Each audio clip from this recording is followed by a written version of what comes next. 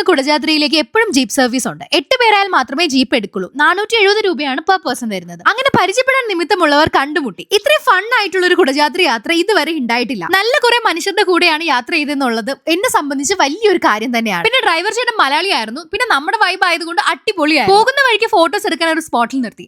പിന്നെ ഇതാണ് നമ്മുടെ മിലിറ്ററി അംഗം. ഓഫ് റോഡ് ട്രിപ്പിന് കൂടെ വന്ന ഫ്രണ്ട്സ് ബാക്ക് ഔട്ട് ചെയ്തപ്പോഴും ചെരുപ്പ് പോലും ഇല്ലാണ്ട് കൂടിയും ഒറ്റ മൈൻഡിൽ ട്രെക്കിങ്ങിന് വന്ന നമ്മുടെ പവർഫുൾ ആണ്. പിന്നെ കൂടെ ഉണ്ടായിരുന്നത് 2 വൈബ് ഫാമിലി ആയിരുന്നേ. ഒരു ഫൺ ഫീൽഡ് ഫാമിലിയും പിന്നെ ഒരു ടീച്ചർ കപ്പിൾസും. അവർ ഫുൾ ട്രാവൽ വൈബ്. ഏകദേശം 2 കിലോമീറ്റർ ട്രക്ക് ചെയ്ത് വേണം സർവജ്ഞ പീഠത്തിലോട്ട് എത്താൻ.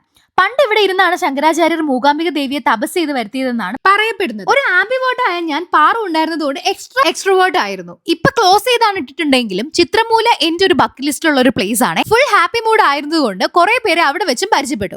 അങ്ങനെ ഒരു ലോഡ് മെമ്മറീസുമായി നേരെ പോയത് അന്നദാനം കഴിക്കാനാണ്. മൂകാംബിക വന്നിട്ട് അത് കഴിച്ചില്ലെങ്കിൽ ഒക്കെയും കഴിഞ്ഞ് റൂമിൽ വന്ന് ഫ്രഷ് ആയി തിരിച്ച് ട്രെയിൻ കയറാൻ കുന്താപുരയിൽ വന്നു. വഴിയിൽ നിന്ന് ഒരു ചായയും കുടിച്ച് തിരിച്ചുള്ള യാത്ര തുടങ്ങി. സോ വീഡിയോ ഇഷ്ടമായാൽ സബ്സ്ക്രൈബ് ചെയ്യാൻ മറക്കല്ലേ.